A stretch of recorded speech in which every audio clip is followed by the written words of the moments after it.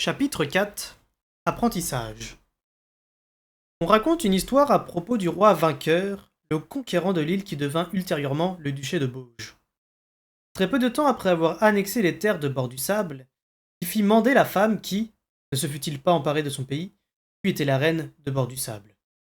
Elle se rendit à Castelcerre en proie à un grand émoi, redoutant le voyage, mais redoutant plus encore les conséquences qu'auraient à subir les gens de son peuple si elle leur demandait de la cacher. À son arrivée, elle apprit avec un mélange de stupéfaction et de vague dépit que vainqueur comptait l'employer non comme servante, mais comme préceptrice pour ses enfants, afin qu'ils apprissent la langue et les coutumes de son pays. Quand elle lui demanda pourquoi il leur faisait enseigner la vie des siens, il répondit: un souverain doit être de tout son peuple, car on ne peut diriger que ce que l'on connaît. Plus tard, elle épousa de son plein gré son fils aîné et prit le nom de reine bienveillance à son couronnement. Le soleil dans mes yeux me réveilla. Quelqu'un était entré dans ma chambre et avait ouvert mes volets. On avait laissé une cuvette, un linge et une cruche d'eau sur le coffre. Je m'en réjouis, mais même la toilette ne parvint pas à me ragaillardir. J'étais encore abruti de sommeil, et je me rappelle mon malaise à l'idée qu'on pût pénétrer ainsi dans ma chambre et s'y déplacer sans me réveiller. Comme je l'avais deviné, la fenêtre donnait sur la mer, mais je n'eus guère le temps d'apprécier la vue. Un coup d'œil au soleil m'apprit que j'étais au retard. Je m'habillai à la diable et me précipitai aux écuries sans m'arrêter pour manger. Mais Burich avait peu de temps à m'accorder ce matin. Remonte, me dit-il. Maîtresse pressée a déjà envoyé Brand te chercher ici. Elle doit prendre tes mesures pour t'habiller. Tu as intérêt à la rejoindre en vitesse. Elle n'a pas volé son nom. Elle n'appréciera pas que tu chamboules son programme de la matinée. Revenir au trot sur mes pas réveilla toutes mes courbatures de la veille. Tout inquiet que je fusse à l'idée de rencontrer cette maîtresse pressée, de me faire prendre mes mesures pour des habits dont je n'avais pas besoin, je n'étais convaincu. Je fus soulagé de n'avoir pas à remonter à cheval ce matin-là. Après m'être enquis de mon chemin au sortir des cuisines, je trouvai enfin maîtresse pressée dans une pièce un peu au-delà de ma chambre, dans le même couloir. J'hésitai devant la porte, puis jetai un coup d'œil à l'intérieur. Accompagné d'une douce brise marine, le soleil entrait à flot par trois hautes fenêtres, des paniers de fil et de laine teintée s'empilaient le long des murs, tandis que sur une grande étagère appuyée à un autre se déployait un arc-en-ciel d'étoffes. De jeunes femmes bavardaient au-dessus d'un métier à tisser et, dans un coin, un garçon pas beaucoup plus vieux que moi se balançait au rythme lent d'un rouet. Je ne doutais pas que la femme dont je ne voyais que le large dos fût maîtresse pressée. Les deux jeunes bavardes me remarquèrent et s'interrompirent. Maîtresse pressée suivait leur regard et l'instant d'après j'étais entre ses griffes. Elle ne perdit pas de temps en présentation ni en explication. En un tournement, je me retrouvai debout sur un tabouret et, en fredonnant, elle me fit pivoter sur moi-même, prit mes mesures, le tout sans la moindre considération pour ma dignité, ni même pour ma qualité d'humain. S'adressant aux jeunes femmes, elle dénigra mes vêtements, observa très lentement, très calmement que je lui rappelais tout à fait chevalerie, enfant, et que mes mesures et mon teint se rapprochaient des siens au même âge. Elle leur demanda ensuite leur opinion tout en tenant devant moi divers couples de tissus. Celui-ci, une des tisseuses, ce bleu flatte son teint sombre. Ça aurait bien été à son père. Encore une chance que Patience ne doive jamais voir cet enfant. Il porte si clairement sur son visage l'empreinte de chevalerie que son orgueil ne se serait jamais relevé. Et c'est ainsi que, debout, drapé de lainage, j'appris ce que tout le monde à Castelcerre savait à part moi. Les tisseuses se racontèrent avec force détail l'arrivée de la rumeur de mon existence à la forteresse et aux oreilles de Patience. Bien avant que mon père pût la lui révéler lui-même, et la profonde angoisse qu'elle en avait conçue. Car Patience n'avait pas d'enfant. Et, bien que Chevalerie n'eût jamais eu un mot pour lui jeter la pierre, chacun imaginait bien à quel point il devait être difficile pour l'héritier de la couronne de ne point avoir de fils à qui transmettre un jour le titre. Patience prit mon apparition comme le reproche suprême et sa santé, déjà vacillante, à force de fausses couches, s'effondra en même temps que son âme.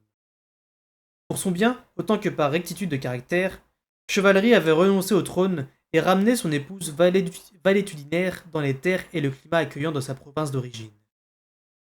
On disait qu'ils y tenaient une existence douce et confortable, que la santé de Patience se remettait lentement, et que Chevalerie sensiblement plus posé qu'autrefois, apprenait peu à peu à gérer sa vallée aux vignes abondantes. Il était bien triste que Patience condamnât aussi Buriche pour l'écart de conduite de son époux, et eût déclaré ne plus pouvoir supporter sa vue. Car, entre sa blessure à la jambe et l'abandon de chevalerie, le vieux Buriche n'était plus l'homme qu'il avait été. Il avait eu un temps où les femmes de la forteresse ne pressaient pas le pas en le croisant. Attirer son regard, c'était susciter la jalousie de tout ce qui portait jupon. Mais aujourd'hui, on l'appelait le vieux Buriche, alors qu'il était encore dans la force de l'âge. C'était une criante injustice, comme si un serviteur avait son mot à dire sur les actes de son maître. Mais finalement, tout était pour le mieux, concluait les tisseuses. Après tout, vérité ne faisait-il pas un roi servant bien meilleur que chevalerie?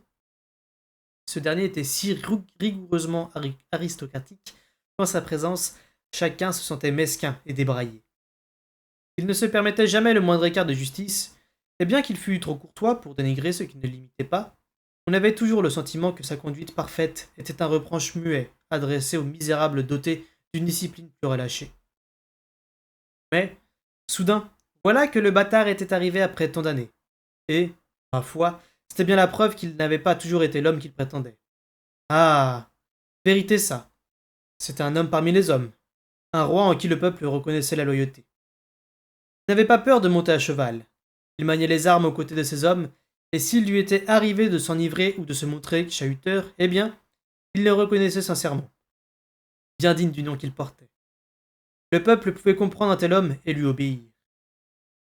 Tout cela, je l'écoutais avidement sans mot dire, tandis qu'on essayait divers sur moi, qu'on les discutait et qu'on les choisissait. Je compris du coup beaucoup mieux pourquoi les enfants de la forteresse me laissaient hors de leur jeu. Si ces femmes envisagèrent que je puisse nourrir des pensées ou des sentiments particuliers sur leur conversation, elles ne le manifestèrent pas.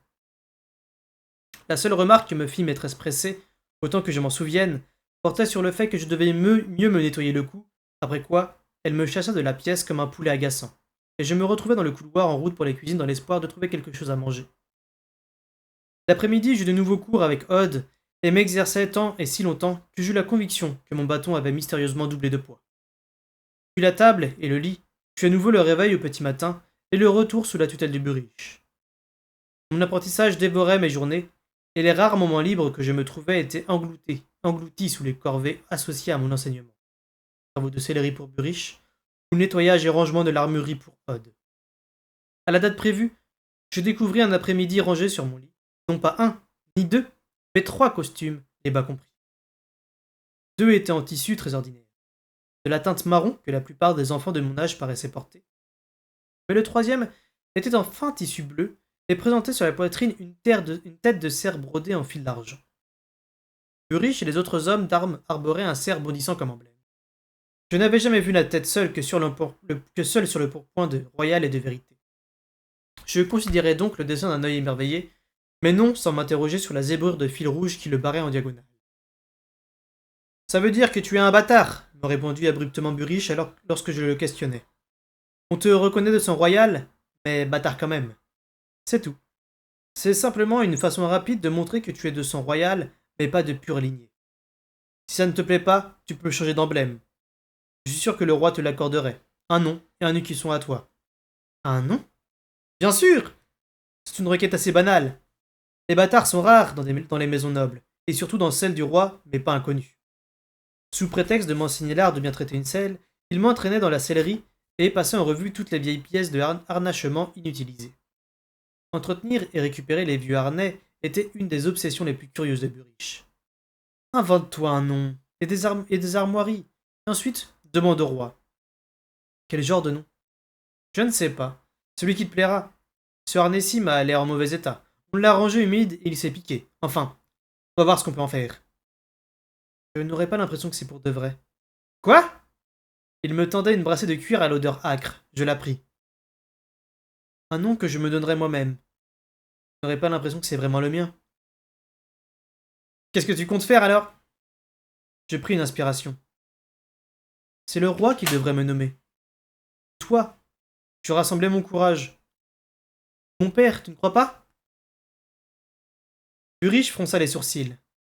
Tu as des idées drôlement bizarres. Réfléchis-y un peu tout seul. Tu trouveras bien un nom qui te conviendra, fils. Fitz. dis-je, ironique, et je vis les mâchoires de Burish se crisper. Bon, et si on remettait ce cul en état, proposa-t-il d'un ton calme. Nous transportâmes le travail sur l'établi, et nous mîmes au nettoyage. Ce n'est pas si rare que ça, les bâtards, observai-je. Et dans la ville, leurs parents leur donnent un nom. Dans la ville, les bâtards ne sont pas si rares, oui, acquiesça Burish au bout d'un moment. Les soldats et les marins courent la gueuse. C'est fréquent chez les gens du commun, mais pas chez les rois. Ni chez personne qui ait un tant soit peu de fierté. Qu'est-ce que tu aurais pensé de moi, quand tu étais plus petit, si j'étais parti le soir courir la pré-trentaine, ou si j'avais ramené des femmes dans la chambre? Comment est-ce que tu considérerais les femmes maintenant et les hommes? C'est très bien de tomber amoureux, Fitz. Et personne n'interdit un baiser par-ci, par-là, à un jeune homme ou à une jeune femme. Mais j'ai vu comment ça se passe à Terrillville. Des marchands amènent de jolies gamines ou des jeunes femmes bien tournées au marché, comme si c'était des poulets ou des pommes de terre. Et les enfants qu'elles finissent par avoir ont peut-être un nom, mais ils n'ont pas grand-chose d'autre. Et même quand elles se marient, elles n'en conservent pas moins leurs habitudes. Si jamais je tombe sur la femme qu'il me faut, je tiendrai à ce qu'elle sache que je n'en regarderai jamais une autre. Et je voudrais avoir l'assurance que tous mes enfants sont de moi. Le ton de Burish était presque passionné. Je levai vers lui des yeux malheureux. Alors, qu'est-ce qui s'est passé avec mon père? Il eut soudain l'air fatigué. Je ne sais pas, petit, je ne sais pas. Il était jeune, une vingtaine d'années à peine. Il était loin de chez lui, il essayait de porter un fardeau bien lourd. Ça n'explique rien, et ça ne l'excuse pas. Mais c'est tout ce que toi ou moi en saurons jamais. Il n'ajouta rien de plus. Mon existence se poursuivit selon la même routine. Certains soirs, je demeurais en compagnie de Burish, et, plus rarement, je restais dans la grande salle lorsqu'il s'y produisait un ménestrel ou un montreur de marionnettes. À très longs intervalles, je parvenais à me faufiler en ville pour une soirée que je payais immanquablement le lendemain en tombant de sommeil. Mes après-midi, je les passais automatiquement avec un précepteur ou un maître enseignant. Je finis par comprendre qu'il s'agissait là de cours d'été et qu'en hiver, je ferais connaissance avec un enseignement centré sur les plumes et les lettres. J'étais plus occupé que je ne l'avais jamais été de toute ma courte vie. Et pourtant, la plupart du temps, malgré ce programme chargé, j'étais seul. La solitude. Elle venait me rejoindre chaque soir alors que j'essayais en vain de trouver un petit coin douillet dans mon grand lit. À l'époque où je couchais dans les quartiers de Burish, au-dessus des écuries, mes nuits étaient brumeuses, mes rêves mouchetés du contentement confortable et las des animaux bien employés qui bougeaient dans leur sommeil et heurtaient les cloisons en dessous de moi. Les chevaux et les chiens rêvent, comme le sait quiconque a observé un molosse en train de japper et de tressaillir au cours d'une chasse au pays des songes. Le rêve était pour moi comme les effluves odorants de la cuisson et du... Mais, désormais isolé dans une pièce aux murailles de pierre, j'avais tout le temps de m'immerger dans ces cauchemars dévorants, douloureux, qui sont le lot des humains. Disparu, le barrage douillet derrière lequel me protégeait, disparu mes frères, mes parents, que je sentais sous mes pieds. Je restais éveillé dans mon lit, à m'interroger sur mon père et ma mère, et sur la facilité avec laquelle ils m'avaient effacé de leur vie. J'entendais des propos que d'autres échangeaient devant moi sans y prendre garde, et j'interprétais leurs commentaires à ma propre façon, terrifiante. Je me demandais ce qu'il allait advenir de moi quand je serais grand, et le roi subtil décédé. Parfois aussi, je me demandais si je manquais à Molly Brispif et à Kerry. Bien s'ils avaient accepté ma soudaine disparition avec autant d'aisance qu'ils avaient accepté mon arrivée. Mais c'était la solitude dont je souffrais le plus, car dans toute l'immense forteresse, il n'était personne que je perçoive comme un ami. Personne à part les animaux, avec lesquels Burish m'avait interdit d'avoir la moindre intimité. Un soir, je m'étais couché éreinté, mais le soleil ne m'avait emporté bien à contre-cœur qu'après que mes inquiétudes m'eurent longuement tourmenté. La lumière me réveilla, mais je décelai aussitôt une anomalie. Je n'avais pas dormi assez longtemps, et la lumière était d'un jaune vacillant très différent de l'éclat blanc du soleil qui se déversait habituellement par ma fenêtre. J'émergeai de mauvaise grâce et ouvris les yeux. Il se tenait au pied de mon lit, non pas la main. En soi, l'objet constituait déjà une rareté à Castelcerre où les bougies étaient plus courantes. Mais ce ne fut pas seulement la lueur jaunâtre de la lampe qui retint mon attention. L'homme en lui-même était étrange. Sa robe avait la couleur de la laine brute qui a été lavée, mais par intermittence et pas récemment. Ses cheveux et sa barbe étaient étaient à peu près dans les mêmes tons, et leur aspect hirsute donnait la même impression de négligence. Malgré la couleur de sa chevelure, je fus incapable de lui donner un âge. Il y a certaines vérolles qui marquent leur passage, mais je n'avais jamais vu de visage aussi grêlé que celui-là, couvert de dizaines et de dizaines de minuscules cicatrices rondes, d'un rose et d'un rouge agressif, telles de petites brûlures sur une peau liquide, même dans l'éclat jaune de la lampe. Il avait des mains osseuses aux tendons saillants, recouvertes d'une peau blanche qui ressemblait à du parchemin. Il me dévisagea, et malgré la piètre lumière de la lampe, je vis qu'il avait les yeux verts, les plus perçants que j'eus jamais observés. On eût dit ceux d'un chat lorsqu'il chasse et son regard exprimait le même mélange de plaisir et de férocité. Je ramenai ma courte pointe jusque sous mon menton. Tu es réveillé, dit-il. Tant mieux. Lève-toi et suis-moi. Il fit brusquement demi-tour et s'éloigna de la porte vers un angle de ma chambre obscurci d'ombre, entre l'âtre et le mur. Il me jeta un coup d'œil et leva plus haut sa lampe. Dépêche-toi, mon garçon, fit-il d'un ton irrité, en faisant sonner contre le montant de mon lit le bâton sur lequel il s'appuyait. Je m'extirpai de mes draps et grimaçai au contact du sol froid sous mes pieds nus. Je voulus prendre mes habits et mes chaussures, mais il ne m'attendait pas. Il regarda une fois par-dessus son épaule pour voir ce qui me retardait, et son coup d'œil perçant suffit à me faire lâcher mes vêtements tremblants. Je le suivis donc sans un mot, en chemise de nuit, sans pouvoir m'expliquer pourquoi. Sauf qu'il me l'avait ordonné. À sa suite, j'arrivai devant une porte qui n'avait jamais existé à cet endroit. J'y montai un étroit escalier en colimaçon, seulement éclairé par la lampe qu'il tenait au-dessus de sa tête. Je me trouvais dans son ombre portée, si bien que je tâtonnais du pied dans des ténèbres mouvantes pour ne pas rater les marches. Elles étaient froides, usées, lisses et remarquablement régulières. Et elles montaient, et montaient sans cesse, au point que j'eus l'impression au bout d'un moment d'avoir dépassé la plus haute tour que possédait la forteresse. Un courant d'air glacé s'élevait le long de l'escalier et s'infiltrait par le bas de ma chemise. Mais ce n'était pas seulement à cause du froid que je me recouvrais.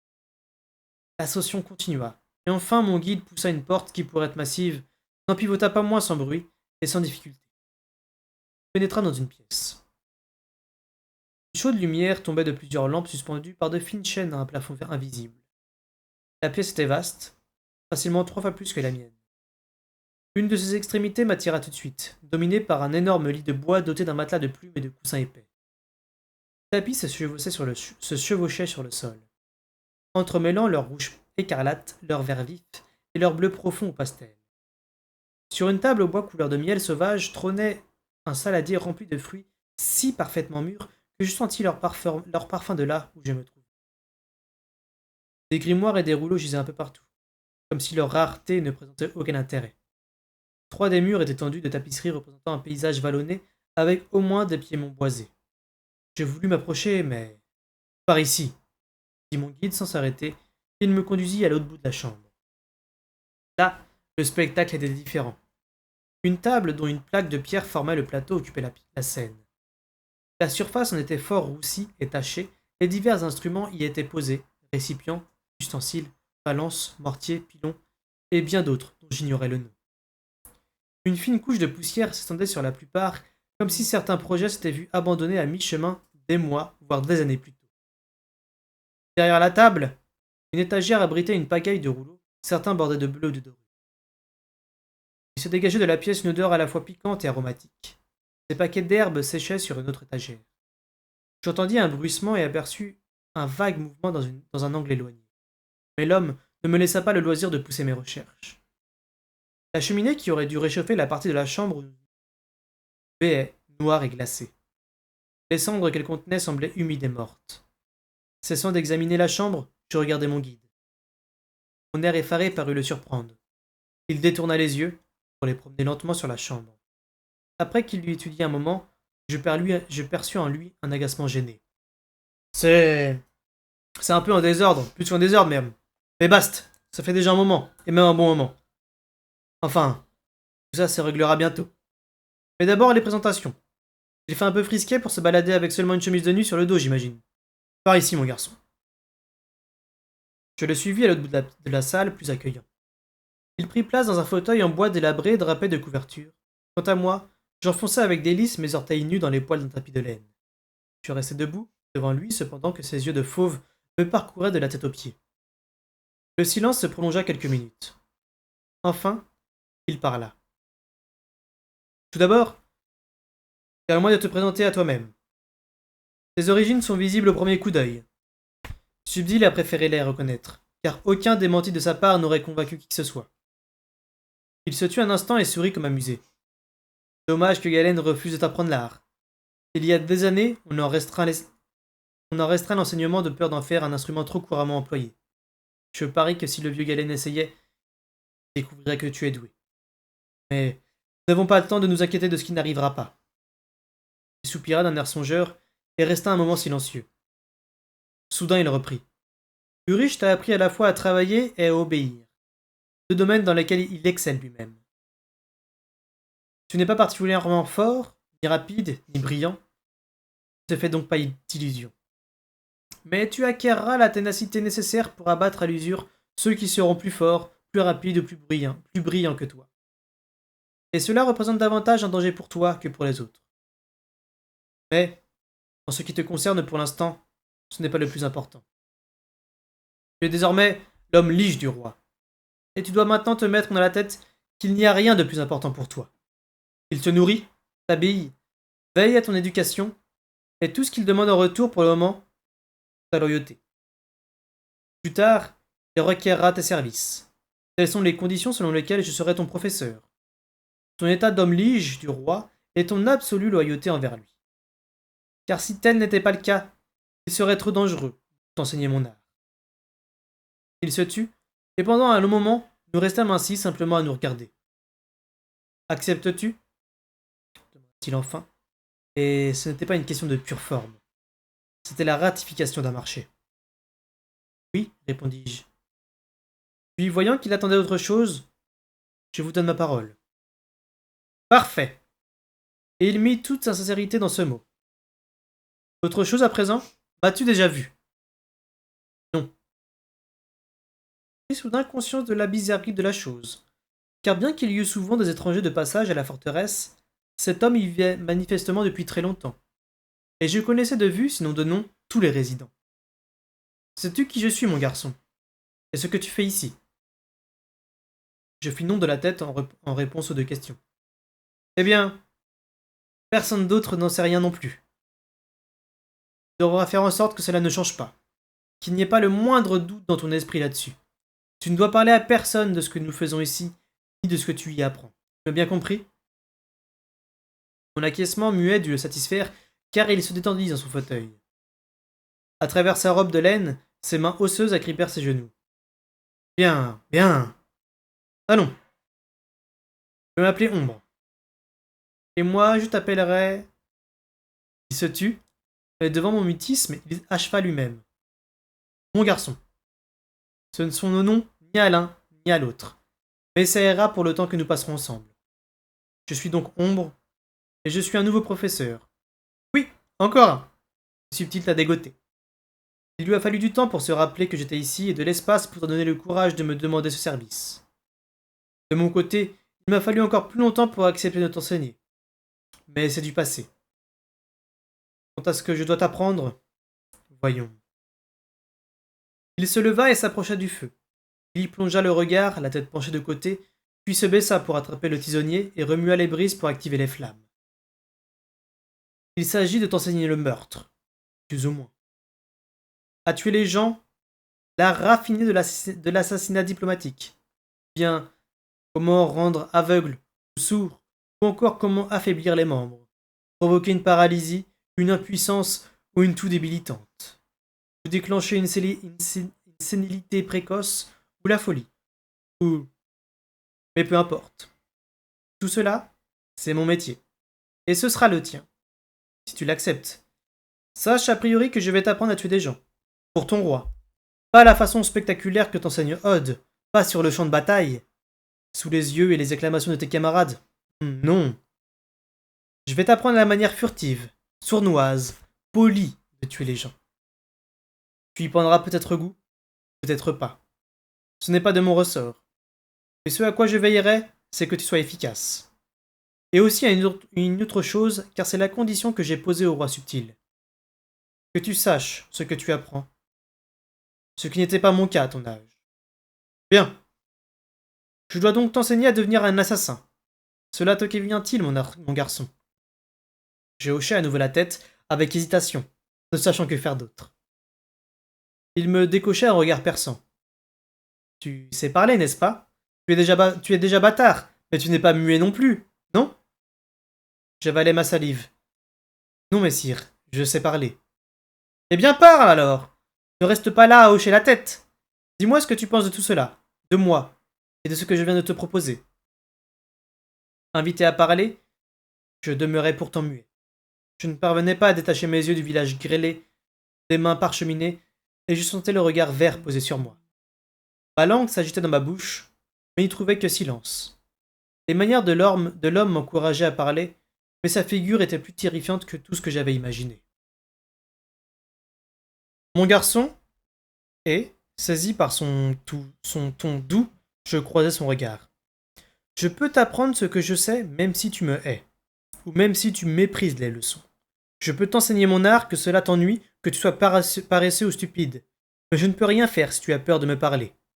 Du moins, si je veux travailler comme je l'entends. Et je ne peux rien t'apprendre si tu ne veux pas l'apprendre. Mais il faut me le dire. Tu as pris l'habitude de si bien murer tes pensées que tu as presque peur de les connaître toi-même. Mais essaye de me les exposer à haute voix. Là, maintenant, tu ne seras pas puni. Ça ne me plaît pas. Ça ne me plaît pas beaucoup de tuer des gens, dis-je soudain involontairement. Ah! En silence? Puis, moi non plus. Ça ne m'a pas plu. Quand je me suis trouvé au pied du mur. Et ça ne me plaît toujours pas. Il poussa brusquement un profond soupir. Et on jugera au coup par coup. La première fois sera la plus dure. Mais pour l'instant, dis-toi que cette heure est encore à bien des années devant toi. Et en attendant, tu as beaucoup à apprendre. Il eut une hésitation. Voilà, mon garçon. Rappelle-toi ce que je vais te dire en toute occasion. Pas seulement en ce qui concerne la situation présente. Apprendre n'est jamais mauvais. Même apprendre à tuer n'est jamais. Ni bien d'ailleurs. C'est seulement un élément d'apprentissage, un savoir que je puis t'enseigner, c'est tout. Pour le présent, penses-tu pouvoir l'apprendre et reporter à plus tard la décision de l'utiliser ou non? Rude question pour un petit garçon. Pourtant, quelque chose en moi se hérissa et renifla l'idée avec méfiance. Mais jeune comme je l'étais, je ne vis aucune objection à élever. Et puis, la curiosité m'aiguillonnait. Je peux apprendre. Parfait. Il sourit, mais il avait les traits tirés. Il ne paraissait pas aussi content qu'il aurait pu l'être. Alors ça ira. Ça ira. Il jeta un coup d'œil sur la pièce. Autant nous y mettre tout de suite. Commençons par ranger un peu. Il y a un balai par là. Ah, mais d'abord, enlève ta chemise de nuit et enfile. Tiens, voilà une vieille robe dépenaillée. Là-bas. Ça ira pour cette fois. Il ne faudrait pas que les lingères se demandent pourquoi tes chemises de nuit semblent le camphre et le liniment, hein. Allez, tu passes le balai pendant que je range quelques bricoles. Et ainsi s'écoulèrent les heures suivantes. Je balayais, puis lavais le pavage, sous cette direction. Je dégageais la grande table du bric-à-brac qui l'encombrait. Je retournais les simples qui séchaient sur leur étagère. Je nourris les 3 lézards encagés qu'ils gardaient dans un coin, en coupant un vieux morceau de viande collant en petits bouts qu'ils avalèrent tout rond. Je dépoussiérais quantité de marmites et de bols et les rangeais proprement. Pendant ce temps, Ombre travaillait à mes côtés, apparemment très content de m'avoir auprès de lui. Et jacassait comme si nous étions aussi vieux l'un que l'autre, ou aussi jeunes. Tu n'as pas encore appris les lettres? Ni les calculs? La grache! Mais que fait-il ce vieil empoté? T'inquiète pas, je vais veiller à ce qu'on y remédie rapidement. Tu as le front de ton père, mon garçon, et la même façon de le plisser que lui. On te l'a déjà dit? Ah, te voilà, rôdeur! Bandit que tu es, quel mauvais coup as-tu encore fait? Une belette brune sortit de derrière une tapisserie, et nous fûmes présentés l'un à l'autre. Ombre me permit de lui donner des œufs de caille qui traînaient dans un bol sur la table, et il éclata de rire en voyant la petite bête, baptisée Rôdeur, qui demandait un supplément en me suivant partout. Il me fit cadeau d'un bracelet de cuivre que je trouvais sous la table, en m'avertissant qu'il risquait de me verdir le poignet et en me recommandant, si quelqu'un m'interrogeait, de prétendre l'avoir découvert derrière les écuries. Finalement, nous nous arrêtâmes pour manger des friandises au miel, et boire du vin chaud épicé. Attablé avec Ombre sur des tapis placés devant la cheminée, je regardais la lueur des flammes danser sur son visage grêlé en me demandant pourquoi il m'avait paru si effrayant. Il remarqua que je l'observais, et un sourire détendit ses traits. Elle te dit quelque chose, hein, mon garçon. Ma figure, je veux dire. Elle ne me disait rien. C'étaient ces horribles cicatrices sur fond de peau crayeuse qui me fascinaient. Je ne comprenais pas de quoi il parlait, et je lui jetai un regard interrogateur. Ne t'en fais pas pour ça, mon garçon. Ça nous laisse des traces à tous, et tôt ou tard tu comprendras. Mais pour le moment, il se leva, se tira, découvrant ses mollets blancs et décharnés. Pour le moment, il est surtout tard. Tôt, suivant la partie de la journée que tu préfères. Il est temps que tu regagnes ton lit. Allons. N'oublie pas qu'il s'agit d'un très grand secret, hein. Pas seulement cette pièce et moi, mais tous les réveils en pleine nuit, les leçons sur la façon de tuer les gens et tout le reste. Je n'oublierai pas, dis-je. Puis, sentant que cela aurait de l'importance pour lui, j'ajoutai. Je vous en donne ma parole. Il rit dans sa barbe, puis hocha la tête d'un air presque triste. Je remis ma chemise de nuit, et il me raccompagna jusque dans ma chambre. Là, il m'éclaira pendant que je grimpais dans mon lit, après quoi il tira les couvertures sur moi comme personne ne l'avait fait depuis mon départ des quartiers de Burich. Je crois bien que je m'endormis avant même qu'il eût quitté mon chevet. Il fallut envoyer Brandt me réveiller tant je tardais à me lever. J'émergeais complètement abruti avec une migraine qui me martelait la tête. Mais dès que Brandt fut sorti, je bondis de mon lit et me précipitai dans le coin de ma chambre. J'essayai de pousser le mur, mais je ne sentis que la pierre glacée sous mes mains, et je ne vis nulle fissure dans le mortier, ni dans les moellons trahissant la présence d'une porte secrète. Pourtant, elle était là, j'en étais convaincu. Pas un instant, je n'envisageais qu'ombre pût être un rêve, et même y eussé-je songé, le bracelet en cuivre à mon poignet m'eût prouvé le contraire. Je m'habillai en hâte, et fis un crochet par les cuisines pour m'emparer d'un bout de pain et de fromage. Je finissais de les dévorer quand j'arrivai aux écuries. Burich était hors de lui, et il trouva des défauts à tout ce que je faisais, dans ma façon de monter à cheval comme de m'occuper des écuries. J'ai encore ces réprimandes dans les oreilles. Ne va pas t'imaginer que parce que tu as une chambre au château et un écusson sur ton pourpoint, tu peux jouer à ces feignants qui ronflent dans leur lit jusqu'à pas d'heure, et qui ne se lèvent que pour retaper leur jolie coiffure. Pas de ça avec moi. Tu es peut-être un bâtard, mais tu es celui de chevalerie, et je compte bien faire de toi un homme dont il sera fier. Je m'interrompis dans mon travail, les brossant l'air. Tu parles de Royal, c'est ça? L'insolite de ma question le prit par surprise. Quoi? Quand tu parles des feignants qui font la grasse matinée et qui ne s'occupent que de leur coiffure et de leurs habits, tu parles de Royal, non? Burich ouvrit la bouche, puis la referma. Ses pommettes déjà rougies par le vent devinrent cramoisies. Ni toi, ni moi, marmonna-t-il enfin, ne sommes en position de critiquer un prince. Je parlais en général. Faire la grasse matinée n'est pas le fait d'un homme, et encore moins d'un enfant. Et jamais d'un prince. Je me tus soudain en me demandant d'où m'était venue cette idée. Et jamais d'un prince, acquiesça Burich d'un air sombre. Il était dans le box à côté du mien, occupé à soigner un ongre enflé d'une patte. L'animal tressaillit, et j'entendis Burich grogner, en s'efforçant de le maintenir en place. Ton père ne dormait jamais au-delà de midi sous prétexte qu'il avait bu la veille au soir. D'accord, il tenait le vin comme personne, mais c'était aussi affaire de discipline. Il n'avait pas non plus d'ordonnance pour le réveiller. Il se sortait tout seul du lit, il attendait la même attitude de la part de ses subordonnés. Ça ne le rendait pas toujours populaire, mais ses soldats le respectaient. Les hommes apprécient ça, chez un chef, qu'il exige autant de lui-même que d'eux. Et je vais te dire encore autre chose. Ton père ne perdait pas son temps et son argent à s'attifer comme un paon. Tiens, un soir, il était jeune alors. C'était avant son mariage avec Dame Patience.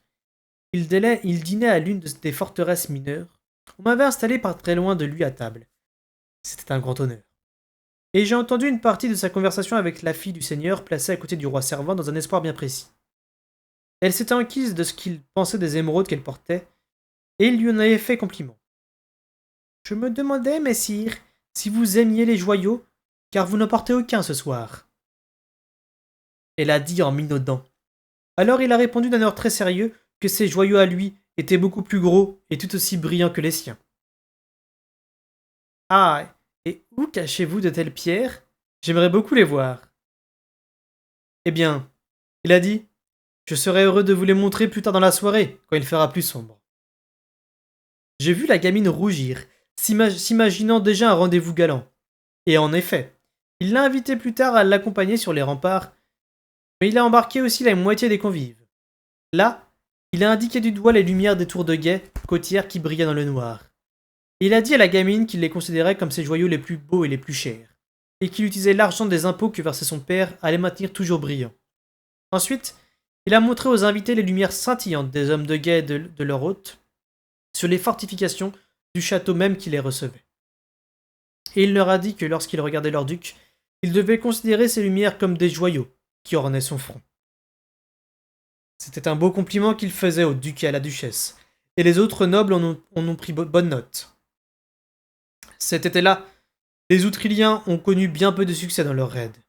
C'est ainsi que Chevalerie gouvernait, par l'exemple et par la grâce de ses paroles. Et c'est ainsi que doit faire un vrai prince. Je ne suis pas un vrai prince, je suis un bâtard. Il sonnait bizarrement dans ma bouche ce mot que j'entendais si souvent et prononçais si rarement. Burich soupira discrètement. Sois de ton sang, fils, et ne t'occupe pas de ce que les autres pensent de toi. Il y a des moments où j'en ai marre de faire le travail le plus dur. Moi aussi. Je ruminais cette réponse pendant quelque temps, tout en brossant l'épaule de suie. Burich, toujours accroupi près du hongre, reprit soudain la parole. Je ne t'en demande pas plus que je n'en exige de moi-même. Tu sais que c'est vrai. Oui, répondis-je, surpris qu'il continue sur ce sujet. Je veux faire de mon mieux avec toi, c'est tout. C'était pour moi une toute nouvelle idée. Au bout d'un moment, je demandai. Parce que si tu arrivais à rendre Chevalerie fier de moi, de ce que tu as fait de moi, il reviendrait peut-être? Le bruit rythmé des mains de Burich en train de frictionner la pâte du hongre avec du liniment ralenti, puis cessa brusquement. Mais il resta accroupi et répondit à mi-voix à travers la cloison. Non. Ce n'est pas ça. Je crois que rien ne le fera revenir. Et même s'il revenait, sa voix baissa encore, il ne serait plus ce qu'il était. Ce qu'il était avant, je veux dire. C'est ma faute s'il est parti, hein. Les propos des tisseuses résonnèrent dans ma tête. Sans le petit, il serait encore sur les rangs pour être roi. Burich demeura longtemps sans rien dire. Ce n'est sans doute la faute de personne s'il est né. Il soupira, et il parut avoir du mal à prononcer les paroles suivantes. En tout cas, ce qui est sûr, c'est qu'un enfant n'est pas coupable d'être bâtard, non. Chevalerie s'est attiré tout seul, disgrâce, même si ça m'arrache le cœur de le reconnaître. J'entendis ses mains se remettre au travail sur la patte du cheval. Et ta disgrâce à toi aussi, murmurai-je contre l'épaule de Suie, sans imaginer qu'il pût m'entendre. Mais un instant plus tard, je perçus un grommellement. Je ne me débrouille pas trop mal, Fitz. Je ne me débrouille pas trop mal. Il acheva sa réflexion et pénétra dans le box de Suie. Ta langue s'agite comme celle d'une commère de village aujourd'hui. Qu'est-ce qui t'arrive? Ce fut mon tour de me taire et de m'interroger. Ça conce d'ombre, estimai-je enfin. J'ai rencontré quelqu'un qui veut que je comprenne ce que j'apprends et que j'ai mon mot à en dire. Ça m'a délié la langue, et je peux enfin poser les questions que je traîne depuis des années. Mais comme il m'était impossible d'en parler, je haussai les épaules et répondis en toute sincérité. Ce sont des trucs qui me tracassent depuis pas mal de temps. Burich accepta mon explication avec un grognement. Bon, si tu poses des questions, c'est déjà une amélioration. Même si je ne te promets pas d'y répondre à tous les coups. Ça me fait plaisir de t'entendre parler comme un homme. Je m'inquiète moins que tu te laisses embarquer par les bêtes. Avec ces mots, il m'adressa un coup d'œil de mise en garde, puis il s'éloigna en boitant. Tout en l'observant qui s'en allait, je me remémorais le premier soir où je l'avais rencontré, et la façon dont il avait d'un seul regard réduit au silence une salle pleine d'hommes. Ce n'était plus le même. Ce n'était pas sa claudication seule qui avait modifié son comportement, et la manière dont les hommes le considéraient. Il restait le maître incontesté des écuries, et personne n'y mettait en doute son autorité. Mais ce n'était plus le bras droit du roi servant. En dehors de ma garde, n'était plus au service de chevalerie. Pas étonnant qu'il ne pût me voir sans rancœur. Ce bâtard qui avait provoqué sa chute, ce n'était pas lui qui l'avait engendré. Pour la première fois depuis que je le connaissais, ma circonspection vis-à-vis de lui se tint de pitié.